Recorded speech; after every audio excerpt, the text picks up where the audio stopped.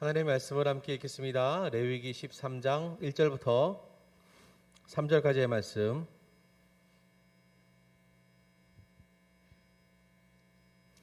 레위기 13장 1절에서 3절 말씀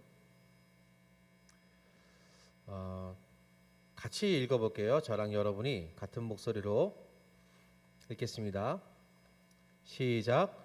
여호와께서 모세와 아론에게 말씀하여 이르시되 만일 사람이 그의 피부에 무엇이 돋거나 뾰루지가 나거나 색점이 생겨서 그의 피부에 나병 같은 것이 생기거든 그를 곧 제사장 아론에게나 그의 아들 중 한 제사장에게로 데리고 갈 것이요 제사장은 그 피부의 병을 진찰할지니 환부의 털이 휘어졌고 환부가 피부보다 우묵하여졌으면 이는 나병의 환부라. 제사장이 그를 진찰하여 그를 부정하다 할 것이요. 아멘. 오늘 이 본문 말씀을 비롯해서 사실은 13장 어떻게 보면은 전체의 내용을 다루는 내용이 될 수도 있겠습니다. 코로나19 이후 이전에는 모르는 말은 아니었지만 그렇게까지 우리가 자주 사용했다거나 아주 익숙하게 생각하고 있었던 그런 단어가 아니었던 것이 이제는 일상이 되고 굉장히 익숙해지고 어떻게 보면은 우리의 입에서 가장 많이 오르내리는 그런 말이 되지 않았나 싶어요. 접촉, 감염, 전염, 격리.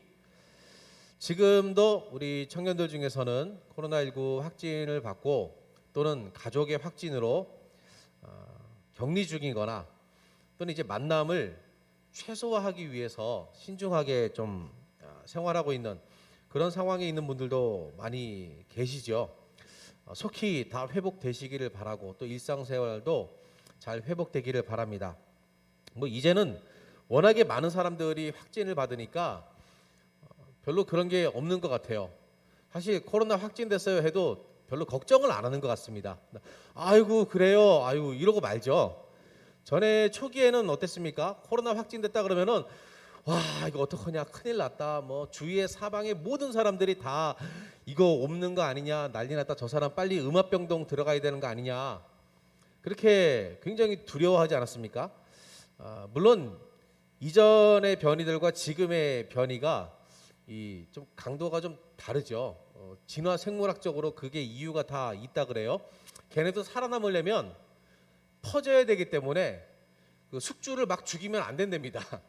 그래서 방역 수칙을 잘 지키고 워낙에 이렇게 하다 보니까 자기네들도 살아남기 위해서 환자의 생명의 위독함을 좀 덜 주면서도 이게 살려두는 거예요. 내 몸을 살려두고 남에게 전파할 때까지 기회를 주는 거죠. 걔네들도 자기들도 살아남기 위해서 그런다는데 어쨌든 그러다 보니까 지금은 코로나 확진됐어요 라고 이야기해도 너는 도대체 어딜 그렇게 싸돌아다니다가 코로나에 걸렸냐 이런 이야기도 잘 안 하고 아유 이제는 안 걸리는 데가 없어요 다 걸려요 쉽게 생각을 하는 것 같아요. 근데 생각해 보세요. 처음에는 안 그랬어요.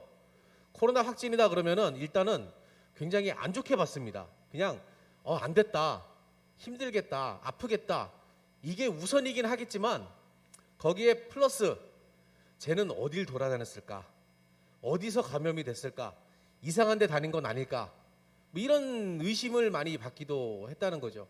물론 그 중에는 의심받을 만한 행동을 하거나 또는 동선 파악을 할 때에 거짓말을 하거나 해서 무리를 일으킨 사람도 있었습니다만 상당한 경우에 의학적으로 또는 일상생활을 위해서 다수를 위해서 필요한 어떤 그런 방역 의료의 조치를 위해서 격리를 했음에도 불구하고 그 격리 자체가 그 사람에게 주는 또 많은 주위의 사람들에게 주는 사회적인 메시지 그 사람에 대해서 부정적으로 보게 되는 부정적으로 평가하게 되는 그런 결과까지도 이어지는 경우를 우리 많이 봤어요. 좀 잘못된 인식이 그때 분명히 있기는 했죠. 본문에서는 질병의 문제를 다루고 있습니다. 질병의 문제를 다루면서 지금은 우리 사회에서 너무 익숙해진 개념이 많이 등장하고 있어요. 접촉, 부정, 격리 이런 단어들이 막 등장합니다. 어떻게 보면은 지금의 특별한 상황 때문에 우리가 이 본문을 보는 눈이 좀 달라졌을 수도 있습니다. 사실 여러분이 레위기 13장을 지금 다 읽지는 않았잖아요. 1절부터 3절까지만 여기 와서 잠깐 읽었기 때문에 이 본문을 보는 시각이 달라지고 말고 할 것도 별로 없겠지만, 이 본문을 여러분이 지금 찬찬히 13장 전체를 살펴본다면 이전에 보았을 때, 이전에 봤는지 모르겠습니다. 이전에 보았을 때와는 조금 다른 느낌이 들 수 있습니다. 지금은, 이전에는 이 본문 속에 등장하는 대상들이 나와는 별로 상관이 없는 사람들이었어요. 부정해지고 접촉으로 인해서 감염이 이루어지고 병이 확산되고 그래서 격리가 되고 이런 내용들이 그런 사람도 있나 보다. 나랑은 상관없는 먼 세계 이야기, 게다가 구약의 말씀이고 오늘날은 이 말씀의 문자 그대로를 우리가 지키지는 않고 있기 때문에 우리랑은 별로 상관없는 이야기, 성경을 통독해야 된다 그러니까 읽고 지나갈 수밖에 없는 그런 본문, 필사하라 그러면 쓸 수밖에 없는 본문, 이 정도로 생각했을지도 모르겠어요. 그런데 지금은 아니죠.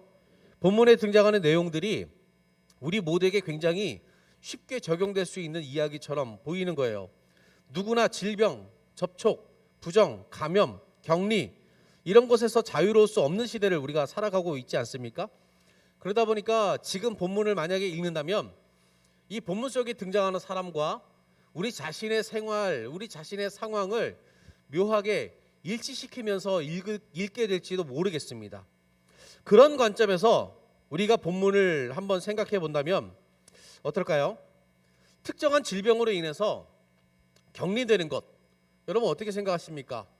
이제는 너무 익숙해서 격리 그거 그냥 일주일 동안 그냥 방 안에 가만히 있으면서 주는 밥 먹고 그냥 잘 지내다 나오면 됩니다. 이렇게 생각할지도 모르겠습니다.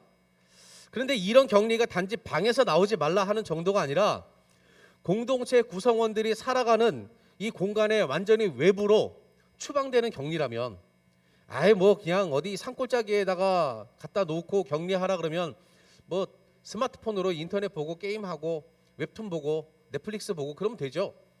만약에 그런 모든 소통의 관계조차 다 단절되고 내가 함께 살아갔어야 될 사람들과의 모든 관계가 다 단절되고 자기 혼자 살아가고 심지어 자기의 생활조차도 스스로 생존 자체를 스스로 해야 될 때 누가 먹을 걸 갖다 주는 것도 아닙니다.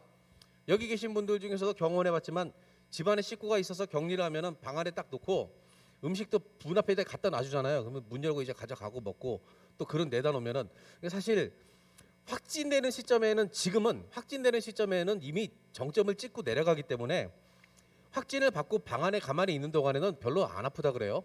물론 사람마다 다 다르지만 그런 경우가 많다 그럽니다. 그러니까 방에서 막 뒹굴뒹굴하면서 주는 밥 먹고 설거지도 안 하고 그냥 내다만 놓고 막 이러는 거예요. 전에 우리 김재 집사님이 저희 지금 막 들어오시는데 우리 허영 집사님 방에서 격리하고 계실 때 아무것도 안 하고 아프지도 않으면서 꼴도 보기 싫다고 그런 말도 나오는 거죠. 그런데 그런 상황이 아니라면 내가 알아서 풀을 캐먹든 토끼를 잡아먹든 뭘 어떻게 하든 내가 알아서 생존해야 되는 거예요. 내가 알고 지냈던 모든 사람들과의 관계는 다 단절돼 있고 만날 수가 없습니다.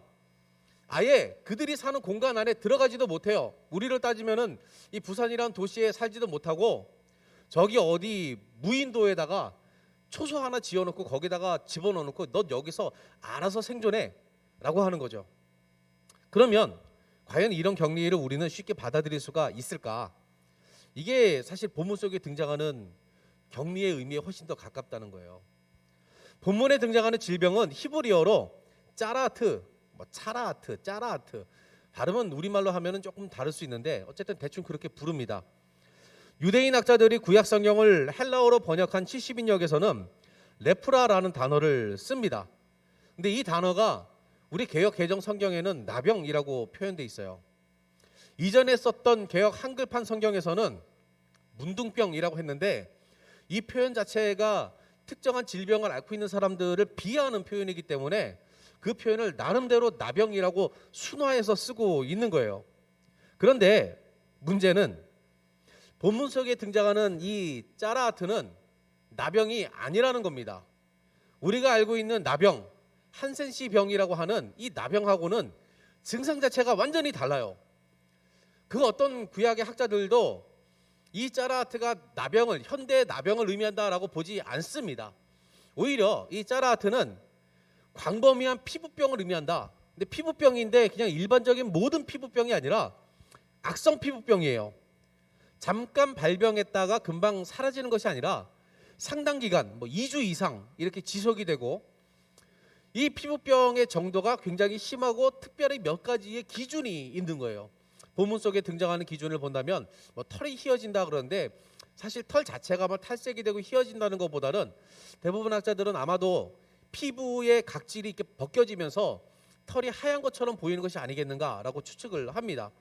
그리고 피부의 색이 변하고 이 피부가 환부가 우묵해져 가지고 보통 이 피부보다 안으로 쑥 들어가고 이런 여러 가지 부분들, 또 생살이 보인다라고 이야기를 하는데, 생살이 보인다는 것은 피부가 이렇게 찢어지거나 패여서 생살이 보인다 이런 의미가 아니라 고름이 생긴다거나 해가지고 이 정상적이지 않은 속살이 드러나는 부분 있잖아요. 그런 경우를 의미한다 이렇게 이해를 해요. 이런 부분이 그냥 여기 본문에서 우리가 읽은 부분에서도 뽀르지라고 하는데, 그냥 뾰루지 하나 났다, 여드름이 났다 이 정도가 아니라 굉장한 악성 피부병을 이야기하는 거죠. 이 병이 전염되는 것인가? 대체로는 전염되기 때문이다라고 보기는 합니다만, 본문상에서는 전염된다라는 것에 대해서는 명시하고 있지는 않아요. 그러니까 전염되는 병인지 그렇지 않은지 우리가 이 성경만 읽어서는 알기는 좀 어렵습니다. 게다가 이 병은 사람에게만 생기는 게 아니라 의복이나 집의 건물 벽에도 생길 수 있다 이렇게 이야기를 해요. 사실 우리가 알고 있는 나병은 벽에 생기고 옷에 생기지는 않죠. 근데 그렇게 생길 수 있다라고 하는 것은 우리가 알고 있는 그 나병과는 분명히 다르다는 이야기입니다. 사람에게 생기는 피부병을 비롯해 가지고 물건에 생길 수 있는 어떤 유기물에 생길 수 있는 어떤 그런 곰팡이 종류와 같은 이런 것들, 그래서 그 의복이나 건물을 상하게 만드는 그런 것들을 아주 포괄적으로 이야기하는 단어가 짜라하트라는 단어예요. 성경을 읽을 때 우리가 기억해야 되는 것이 있다면, 성경은 특별한 목적을 가지고 기록이 되었다는 겁니다. 이거는 역사서가 아니고 의학서가 아니고 과학서가 아니에요. 우리에게 어떤 역사적 사실을 입증해서 보여주기 위한 책이 아니고 과학적이고 의학적인 지식을 전달하기 위한 책이 아닙니다. 어떻게 보면 그런 내용에는 오히려 무관심해 보이고 심지어 사실과는 다르게 묘사된 부분들도 성경에 많이 나와 있어요. 그래서 우리가 성경을 읽다가 이거는 과학적으로 틀린데 그러면 성경 못 믿겠어, 이게 아니라는 거죠. 목적이 있기 때문에 그 목적에 부합하는 서술을 하고 있는가, 이걸 보면 되는 거예요. 본문이 다루는 질병도 그렇습니다. 의학의 관점과는 거리가 멀어요. 이 병이 어떤 병이고 이 병의 증상과 원인은 무엇이고 어떻게 하면 치료할 수 있고 이런 내용이 없습니다. 의사가 등장하지 않아요. 물론 고대 사회에는 이 종교 지도자가 의사의 역할을 함께 병행하는 경우도 많이 있었습니다. 그래서 주술사가 그 마을의 의사가 돼가지고 이렇게 치료도 하고 그러잖아요. 그런데 본문에서는 전혀 그 의미가 달라요. 본문에 등장하는 제사장은 여기에서 어떤 의학적인 결대를 보이지 않습니다. 치료의 방법을 알려주지도 않아요. 이런 증상을 가지고 있구나, 그럼 이 사람은 이렇게 치료해서 빨리 낫게 해줘야겠다, 이런 내용 없습니다. 그럼 뭘 합니까? 본문의 제사장은 이 질병 짜라하트에 걸린 사람을 볼 때에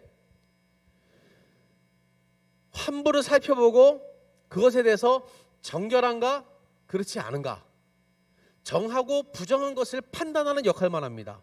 사람만 아니라 의복, 건물에 대해서도 의사가 아닌 제사장으로서 그 상황을 보고 여기는 정결하다 아니면 여기는 부정하다 이렇게 판단한다는 거죠.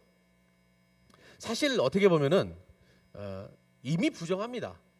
이 짜라하트에 감염이 된 사람, 피부병이 나타나고 있는 사람은 제사장이 봐서 부정하다, 그래서 사실 부정한 게 아니라 이미 그 사람의 상태는 부정한 것이 맞아요. 코로나19에 우리가 감염이 되었다고 해가지고 바로 양성이 나오고 확진을 받는 게 아니라 시간이 좀 지나지 않습니까? 그런데 확진 판정을 받기 이전에는 코로나가 아니냐? 법적으로는 그렇죠. 근데 내 몸은 이미 코로나에 감염이 된 거잖아요. 근데 그게 확진을 통해서 당신은 코로나에 감염되었습니다라고 선언이 되는 거예요. 그것처럼 이미 짜라하트, 이 피부병이 나타나고 있는데 제사장이 그것을 살펴보고 이 사람은 이 짜라트에 해당이 됩니다. 그래서 부정합니다 라고 선언하면 그 사람은 그 시간부로 부정한 상태라는 평가를 받고 그 평가에 맞는 조치를 받게 되는 거예요. 그렇기 때문에 이 본문에서의 핵심은 질병의 원인과 치료법이 무엇인가 이게 아닙니다. 어떤 상태를 부정하다고 판단할 것인가, 그리고 부정하다고 선언된 사람에게는 어떻게 해야 되며, 만약에 그 사람이 다시 정결하게 되었을 때에 그 부정한 상태의 증상이 사라지고 난 다음에는 어떤 절차를 거쳐서 그 부정함을 정결하다고 선언하고 다시 공동체로 복귀할 수 있는가, 이런 내용을 13장, 14장 이렇게 쭉 다루고 있는 거예요. 11장에 보면은 먹을 수 있는 동물, 먹을 수 없는 동물 이렇게 나누죠. 그걸 정결한 동물, 부정한 동물 이렇게 나눕니다. 그래서 본문에서 이어지고 본문에서 뒤로 가면은 유출병에 대한 가르침, 이 몸에서 뭐 피, 고름, 어떤 다른 그 신체의 어떤 그 액체가 흘러나가는 어떤 이런 부정적인 상태, 이런 부분들까지 광범위하게 다루는 이 본문 전체의 단락에선 무엇을 보는가? 정결한 것은 무엇이고 부정한 것은 무엇인가? 이거예요. 사실 저는 이 표현 자체가 오해의 여지가 있다고 생각을 합니다. 정결, 부정, 어떤 느낌이 드십니까? 부정하다, 부정하다. 그럼 뭔가 죄 지은 것 같잖아요. 잘못한 것 같은 느낌이 든단 말이에요. 더러워, 혐오스러워, 저 사람 뭐 잘못했을 거야. 사실 부정이라고 하면 좀 그런 생각이 들어요. 비난받을 대상이 된 것 같죠. 실제로도 그렇게 생각을 했습니다. 짜라트의 선언을 받은 사람, 이 사람에 대해서는 부정적으로 바라보고 이 사람을 멸시하고 죄인처럼 대하는 태도가 있었어요. 실제로 그런 태도가 있었죠. 어떤 경우에는 정말 죄 때문에 그렇게 되기도 합니다. 성경의 대표적인 예를 보자면 모세의 권위에 대항했던 미리암이 나병, 사실 거기서도 진짜 한센치병이 아니고 이 짜라트에 해당하는 이 병에 걸려서 진영 밖에 며칠 동안 격리되기도 했습니다. 그렇게 이 부정함이 심판의 결과로 나타나는, 죄로 인해서 받는 심판으로 나타나는 경우도 있기 때문에 어떤 사람들은 야, 저 사람 저주받은 거야, 저 사람 죄 지어서 그래, 이렇게 생각을 했단 말이죠. 근데 레위기에서 정결함과 부정함을 나누는 것은 그게 전부가 아니에요. 그런 경우가 있는 것이지 그것 때문에 정결과 부정을 나눈다라고 단정할 수 없다는 겁니다. 그러면 정결함과 부정함을 나누는 그 이유가 무엇입니까? 동물의 경우도 그래요. 동물의 경우도 부정한 동물로 구분된 낙타, 돼지, 이런 동물들이 저런 동물들은 혐오스러워, 더러워, 다음은 안 돼, 이렇게 생각하지는 않았어요. 먹도록 허락되지만 않았을 뿐입니다. 심지어 정결한 동물들도 제사를 드리기 위해서 일부러 죽인 것이 아니라 지가 뭐 늙고 병들어서 죽었어요. 아무리 제사를 드릴 수 있는 흠 없는 소라 할지라도 길 가다가 갑자기 푹 쓰러져 죽었어요. 그러면 그 사체를 만진 사람은 부정한 동물의 사체를 만진 것과 똑같이 그날 저녁까지 부정합니다. 마찬가지라는 거예요. 특별히 뭐가 이상하거나 잘못된 게 아니라는 거죠. 오히려 정결한 동물 중에 제사의 제물로 드릴 수 있는 염소 어떻습니까? 염소는 예수님의 비유를 보면은 양과 대척점에 서서 죄인을 상징하는 동물로 표현이 됐어요. 염소는 정결한 동물이거든요. 차라리 예수님이 정결함과 부정함을 죄의 문제로 나누신다 그러면은 오른쪽에는 양이 있고 왼쪽에는 염소가 있을 것이 아니라 여긴 돼지가 있고 뭐 이래야 되는 거 아닙니까? 근데 그게 아니란 말이에요. 짜라트 본문에서도 마찬가지입니다. 피부병에 걸렸다. 이 사람이 격리를 요하는 피부병에 걸렸다 해서 그 사람이 죄를 지었다, 심판받았다, 저주받았다고 말하기는 어렵다는 거죠. 오히려 예수님께서는 그런 사람들을 찾아가셨잖아요. 그런 사람들을 만나주셨잖아요. 그럼 정결한 것과 부정한 것을 나누는 기준은 무엇인가? 많은 학자들이 위생의 문제를 생각했습니다. 위생. 물론 지금보다 위생 상태가 의학적으로 좀 좋지 않았어요. 지금은 종기가 난다고 해가지고 사람이 죽고 그런 일은 거의 없습니다. 그런데 불과 100년여 전만 해도 종기가 나면 죽는 경우가 많았어요. 종기 때문에. 지금은 뭐 그 항생제 좀 먹고 그래도 심하고 그러면은 병원 가가지고 칼로리에 메스로 살짝 째고 이제 그 고름 이렇게 빼내잖아요. 그거 해가지고 그냥 딱 소독하고 덮어버리면 그냥 끝나는 건데 너무 간단해요. 뭐 수술이라고 말할 것도 아니잖아요. 근데 옛날에 그것 때문에 죽었다는 거예요. 그래서 이런 위생의 문제, 가벼운 질병처럼 보이지만 그것이 전염이 되고 많은 사람들을 위기에 빠뜨릴 수 있다. 또 그 사람 자신도 어떤 그런 면역이 저하된 상태, 몸에 그런 것들이 나타나는 상태에서는 외부의 여러 가지 요인들로 인해서 더 극심한 상태가 될 수 있다. 그러니 분리하자. 뭐 이럴 수도 있습니다. 출산, 유출병 마찬가지예요. 12장에 보면 출산의 경우가 나오는데 아기를 낳으면 부정하대요. 아기를 낳으면 왜 부정합니까? 아기를 낳으면 축하해주고 막 가서 막 좋아해주고 막 이래야지. 아기를 낳으면 부정하다. 아무도 그 집에 들어가지 말아라. 산모를 그냥 혼자 두어라. 뭐 이런 겁니다. 이런 부분도 그런 위생의 문제와 관련이 있다라고 보는 거죠. 근데 이게 전부는 아닌 것 같아요. 위생의 문제로는 설명이 안 되는 부분들도 많이 있습니다. 게다가 음식물의 정하고 부정함을 이야기할 때 예수님이 오신 뒤로는 그 모든 기준을 폐하셨거든요. 그러면 예수님 당시에는 의학이 막 발달해서 그러냐? 아니에요. 그때도 별로였어요. 그래서 위생의 문제만은 다가 아닌 것 같다. 물론 그런 부분이 어느 정도는 있겠지만 그것 말고 다른 더 중요한 근원적인 기준이 있는 것 같다. 그래서 많은 학자들이 동의하는 것이 무엇인가? 온전함입니다. 이 온전함은 레위기 전체의 주제와도 관련이 있어요. 레위기가 온전함에 대해서 이야기를 하고 있기 때문에 그렇습니다. 하나님이 세상을 창조하신 모든 것에는 표준이라고 할 수 있는 형태와 기능이 있다는 거죠. 여기에 부합하는가, 그렇지 않은가 하는 것을 보는 거예요. 예를 들면 동물의 경우에 땅, 하늘, 물에서 살아가는 동물들이 있습니다. 그런데 그런 동물들이 움직이고 생활하고 먹고 사는 문제에 대해서 표준이 되는 게 있는 거예요. 예를 들면 땅에 사는 동물들이 달리기 위해서, 빨리 달리기 위해서는 굽이 필요하다는 거죠. 굽이 없는 동물들은 부정하다라고 평가를 하는 거예요. 물에서 움직이기 위해서 가지게 되는 가장 표준적인 것이 무엇인가? 이게 뭐 진화를 이야기하면 좀 그렇긴 하지만 진화론적인 관점에서 보자면 물에서 사는 동물들이 그 물에서 자유롭게 움직이기 위해서 가지게 된 신체적 조건이 무엇이겠는가? 그렇게 본다면 지느러미, 비늘 이런 것들을 볼 수 있지 않겠습니까? 그러니까 지느러미와 비늘이 없는 물고기는 먹지 말라, 부정하다라고 평가를 하는 겁니다. 성경은 또 끊임없이 피는 생명이다라고 이야기를 하고 있어요. 피 있는 채로 먹지 말아라. 그래서 피 있는 채로 다른 동물을 잡아먹는 맹금류 같은 존재는 부정하다 이렇게 평가를 하고 있는 겁니다. 그래서 표준적인 형태가 있다는 거죠. 표준적인 기능이 있고 이것을 벗어나게 되면 온전하지 못하다. 그래서 그 온전하지 못한 것은 부정하다라고 평가를 한다는 겁니다. 그래서 질병도 마찬가지예요. 짜라트도 그렇습니다.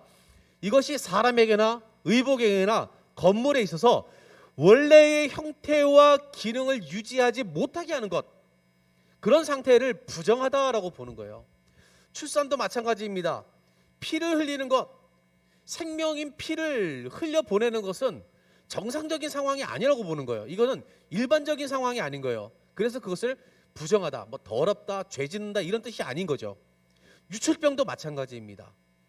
몸에서 이 기능이 필요한 몸 안에 여러 가지 그 부분인데 이게 비정상적으로 흘러나오는 거예요. 아, 온전하지 못하구나. 이 사람은 지금 정상적인 상태가 아니구나. 부정하다 하는 거죠. 그렇게 표준을 벗어나서 온전하지 못하게 되었을 때에 어떤 조치를 하게 되고 그 결과가 무엇인가? 가장 중요한 것은 예배에 함께 할 수가 없다는 거예요. 환자가 공동체 안에 머물 수 없다. 이 말은 단지 함께 생활할 수 없다는 의미에서 머무는 것이 아니라 하나님 앞에 예배하는 자리에 나아갈 수 없다는 것을 의미합니다. 이스라엘이라는 공동체는 하나님 앞에 예배하기 위해서 부르셨어요. 하나님을 경배하도록 부르신 민족입니다. 그래서 성막뿐만이 아니라 이스라엘 진영 전체가 하나님 앞에 예배하는 공간이에요. 예배하는 자들이 머무는 공간입니다. 그런데 그 공간 밖으로 내보내는 거예요. 꼭 성막에서 드리는 제사의 형식에만 국한된 것이 아니라 하나님의 임재 안에 머물 수가 없다는 뜻이죠. 레위기 11장 45절에 보면 이렇게 표현합니다. 나는 너희의 하나님이 되려고 너희를 애굽 땅에서 인도하여 낸 여호와라. 내가 거룩하니 너희도 거룩할지니라. 거룩하신 하나님께서 모든 죄 때문에 왜곡되고 변형되고 망가진 세상과 구별되신 온전하신 하나님께서 이스라엘을 거룩하게 하심으로 말미암아 세상 가운데서 구별하시고 세상 가운데서 불러내심으로 말미암아 그 하나님의 온전하심 앞에 나와서 예배할 수 있는 백성으로 삼으셨다는 거예요. 그들이 정말 온전해서가 아니라 하나님께서 그들을 온전하다라고 말씀하시고 하나님께 예배할 수 있게 하신 것입니다. 그래서 이스라엘은 하나님 앞에 거룩해야 됩니다. 내가 거룩한 것처럼 너희도 거룩해라. 내가 원하는 표준을 지켜라. 내가 원하는 기준을 만족시켜라. 내가 원하는 온전함이라는 이 기준에 너희들이 도달해야 된다라고 말씀하시는 거예요. 그 기준이 남들보다 잘났다는 뜻이 아닙니다. 뛰어나다는 뜻이 아닙니다. 부족한 것이 없다는 뜻이 아닙니다. 하나님께서 그 정도만 보시면은 야 이건 진짜 충분해. 너는 나처럼 완벽하구나 라고 말씀하시는 게 아니에요. 여전히 턱도 없이 부족함에도 불구하고 하나님께서 그래 적어도 내 앞에 나올 수 있는 온전함이라는 기준을 내가 만들어 주마. 그런데 너희는 세상의 모든 사람들이 이 기준과 상관없이 살아가더라도 너희는 이 기준을 지켜야 돼. 그래서 주시는 내용이 레위기의 수많은 교훈들이라는 겁니다. 그래서 부정함이라는 건 뭐냐? 이 온전함 밖으로 벗어나게 된 거예요. 깨어지게 된 거죠. 밖의 것과 구별되지 못하게 되는 것. 그래서 하나님 앞에 나아갈 수 없게 된다는 걸 의미합니다.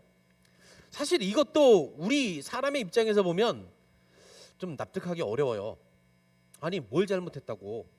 내가 무슨 죽을 죄를 지었길래 내 몸에 이런 온전하지 못한 병이 들게 만드셔서 나를 하나님 앞에 예배하지도 못하도록 저 밖으로 쫓아내시는가? 왜 나를 거절하시는가? 왜 나는 하나님의 임재 안에 거할 수가 없는가? 이거 너무하시는 거 아닌가? 사실 그런 생각이 들 수 있지 않습니까? 우리가 이런 생각이 들 수밖에 없는 바로 그 이유는 우리의 입장에서 생각해서 그래요. 우리가 관점을 좀 바꿔봐야 됩니다. 정확하게 말하면 부정한 사람이 쫓겨난 게 아니에요. 부정해서 하나님 앞에 나아갈 수가 없는 사람들 중에서 하나님께서 은혜를 베푸셔서 하나님 앞에 나아갈 수 있도록 불러주신 겁니다. 받아들여 주신 거예요. 부정하지 않아서 짜라하트에 감염되지 않아서 진영 안에 머물고 성막에 나아가서 제사를 드릴 수 있는 사람이 하나님의 기준에 볼 때 진짜 온전해서가 아니라는 겁니다. 세상 모든 사람들보다 특별하게 더 영적이고 거룩하고 잘난 사람들이라서가 아니라는 거예요. 모두가 부정할 수밖에 없습니다. 에베소서 2장에서 바울은 이렇게 얘기를 해요. 죄로 허물로 죽었던 사람들이다. 진노의 자녀들이다. 누구를 향해서 얘기합니까? 그리스도인들을 향해서. 세상 사람들이 아니라 그리스도인들을 보고 당신들도 허물과 죄로 죽었던 사람들이에요. 당신들도 원래는 진노의 자녀였습니다. 자기의 힘으로는 하나님 앞에 나아갈 수 있는 어떤 그런 온전함을 가질 수가 없는 사람들, 자격이 없는 사람들이죠. 그런 사람들에게 하나님께서 은혜와 긍휼을 베푸신 거예요. 사람들 사이의 기준으로선 뭐 누가 얼마나 잘났다, 뭐 성골이니 진골이니 이런 걸 이야기한다 하더라도 하나님 앞에서는 부정하기 짝이 없다는 거죠. 그런 자들을 정결하다고 말씀해 주신 겁니다. 그래서 원래 정결한 사람 중에서 질병으로 부정해진 것이 아니라 원래 부정한 모든 사람들 중에서 하나님 앞에 예배할 수 있는 정결의 기준을 우리 수준에 맞추어서 주시고 그 수준에 도달한 사람들, 그 수준에 맞는 사람들에게 너는 예배해도 돼라고 허락을 해주신 거예요. 온전함은 누구에게 있습니까? 사람에게 있는 게 아니라 하나님에게만 있어요. 그분의 온전하심에 도달해서 그 임재 안에 스스로 거할 수 있는 사람은 아무도 없다는 거죠. 이제 다시 본문을 들여다보면 어떻겠습니까? 누군가 짜라하트 판정을 받았어요. 우와, 부정한 사람이다. 당장 격리해. 우리 공동체를 보호해야 돼. 이런 의미로 이 말씀을 주셨겠습니까? 아니에요. 오히려 이렇게 말해야 되죠. 하나님, 저희는 모두 부정한 사람들입니다. 저희는 모두 이 사람과 마찬가지로 하나님 앞에 설 수 없는 존재들입니다. 이런 저희를 정결하다고 하시고 하나님께 예배하도록 하시니 감사합니다. 이제 이 사람도 속히 회복시키셔서 우리와 함께 하나님께 예배드리게 해주십시오. 이게 마땅한 태도라는 거예요. 우리는 부정한 사람들입니다. 하나님의 임재를 정말로 경험한다면 우리는 우리 자신의 모습을 볼 수밖에 없어요. 그러면 이사야 선지자처럼 고백하게 됩니다. 화로다 나여 망하게 되었도다. 나는 입술이 부정한 사람들, 그 백성들 중에, 부정한 백성 중에 거하면서 만군의 여호와이신 왕을 배웠다. 하나님의 온전하심 앞에 비춰보니까 나는 온전하다고 말할 수 있는 상태가 절대로 아니라는 거예요. 짜라하트, 부정하다고 평가받고 쫓겨날 수밖에 없는 죄인의 모습이 내 안에 보인다는 거죠. 아, 망하게 되었구나. 부정한 자가 감히 하나님 앞에 나와왔으니, 하나님을 배웠으니 죽을 수밖에 없구나. 그래서 구약의 사상에서는 하나님을 만나면 죽는다고 생각했던 겁니다. 그래서 여호와의 사자를 만났다 하면 기드온 막 벌벌 떨잖아요. 오, 나 이제 죽었네, 끝장났네. 왜 그렇습니까? 하나님의 임재 앞에서는 정결하다고 스스로 말할 수 있는 사람이 없기 때문에 그래요. 자신의 부정함을 발견하는 것이 정상이죠. 그럼 이제 어떻게 해야 됩니까? 이사야는 죽어야 됩니까? 스랍이라는 천사가 제단에서 숯불을 하나 가지고 옵니다. 하나님께 제물을 드리는 그 불의 하나를 가지고 와서 그 입술에 대며 너는 이제 정결하게 되었다라고 선언합니다. 하나님 앞에 예배할 자격을 주는 거예요. 우리가 그렇게 되기를 바랍니다. 우리는 스스로 정결할 수가 없죠. 누군가를 부정하다고 손가락질할 자격도 없습니다. 누군가에게 부정함이 드러난다고 하면 거기서부터는 내 부정을 먼저 보아야 합니다. 하나님의 임재 앞에 나아가기를 원한다면 내 자신의 힘으로는 하나님의 임재 앞에 설 수 있는 자격이 없다는 것을 알아야 됩니다. 하나님의 임재 앞에 우리의 상태 그대로 나아가면 우리는 죽을 수밖에 없다는 것도 알아야 됩니다. 그리고 우리는 하나님 앞에 구할 수밖에 없어요. 하나님께서 나를 정결하게 해주십시오. 하나님께서 원하시는 온전함의 그 기준에 내가 도달하게 해주십시오. 그래서 하나님 앞에 예배하게 해주십시오. 그리고 우리의 시선을 돌려서 이 예배의 기준에 합당하지 아니한 많은 사람들, 여전히 아파하고 있는 사람들, 영적으로 방황하고 있는 사람들을 바라보며 그들도 하나님 앞에 온전해져서 우리와 함께 하나님께 예배할 날을 주십시오. 기도해야 될 줄로 믿습니다. 이것이 이 본문 짜라하트를 통해서 부정하게 된 사람들에 대해 규정하고 있는 이 본문을 보면서 아, 우리의 모습이 이렇구나라고 깨달아야 되는, 이 교훈을 받아야 되는 우리 자신의 모습이라고 생각합니다. 우리가 이 말씀을 묵상하면서 함께 또 찬양했으면 좋겠습니다. 우리는 교만하고 천박하며 거짓된 존재들입니다. 우리는 연약하며 주님의 뜻을 이루며 살기에 너무나도 부족한 존재들입니다. 우리는 날마다 넘어지며 실수합니다. 그저 주님의 긍휼이 필요한 죄인에 불과합니다. 이런 우리에게 하나님의 임재가, 하나님의 은혜가 임하기를, 온전하신 주님께서 그분의 겸손함과 거룩함과 정직함을 보이셔서 그분을 따라 살게 하시기를 우리가 함께 찬양하며 고백합니다.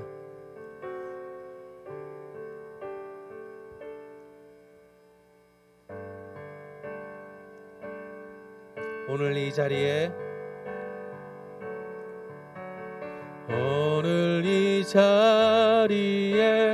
모인 우리 어린 양 예수 따라가는 무리 되게 하소서.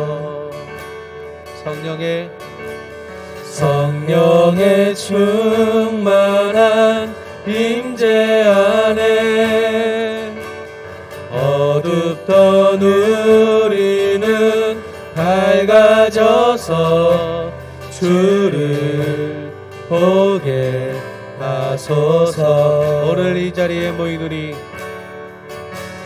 오늘 이 자리에 모인 우리 어린 양 예수 따라가는 무리 되게 하소서.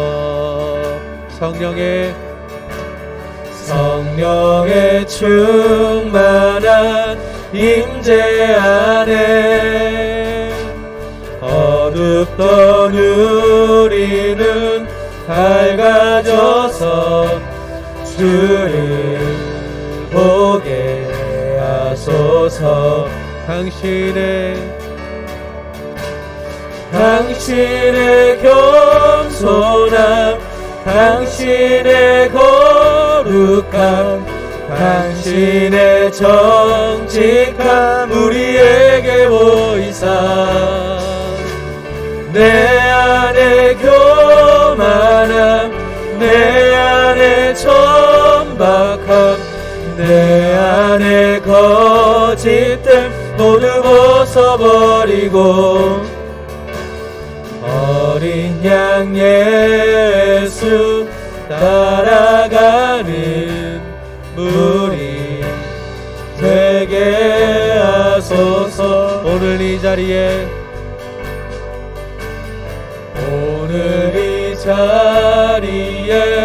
모인 우리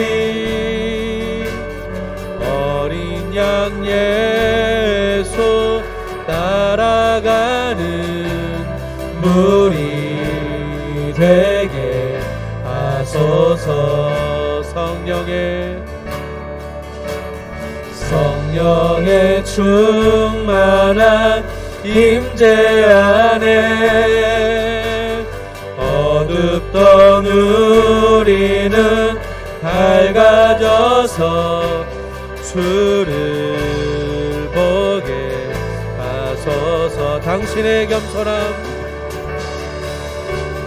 당신의 겸손함, 당신의 거룩함, 당신의 정직함 우리에게 보이사, 내 안에 교만함, 내 안에 천박함, 내 안에 거짓됨 모두 벗어버리고 당신의 겸손함, 당신의 겸손함, 당신의 거룩함, 당신의 정직함 우리에게 보이사, 내 안에 교만함, 내 안에 천박함, 내 안에 거짓됨 모두 벗어버리고 어린 양 예수 따라가는 우리 되게 하소서. 어린 양 예수, 어린 양 예수 따라가는 무리 되게 하소서. 한없는 주님의 은혜, 한없는 주님의 은혜 온 세상 위에 넘칩니다. 가릴 수 없는 주 영광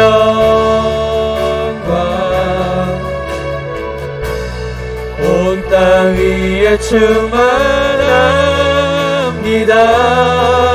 주님만이 길이 오니 우린 그 길 따라갑니다. 그날에 우릴 이루실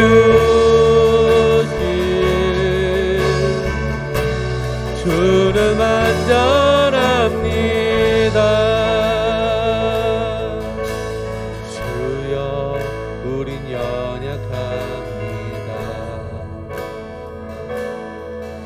우린 오늘을 힘겨워 합니다.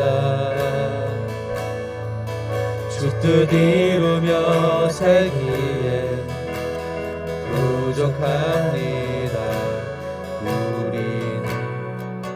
우린 연약합니다. 주여 우린 넘어집니다.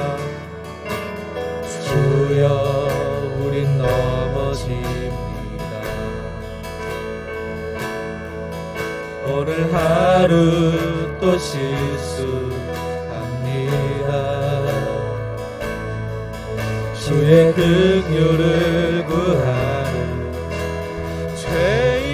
죄인입니다. 주만 바라봅니다. 한없는 주님의 은혜 온 세상 위에 넘칩니다. 가릴 수 없는 주 영광 온 땅 위에 충만합니다.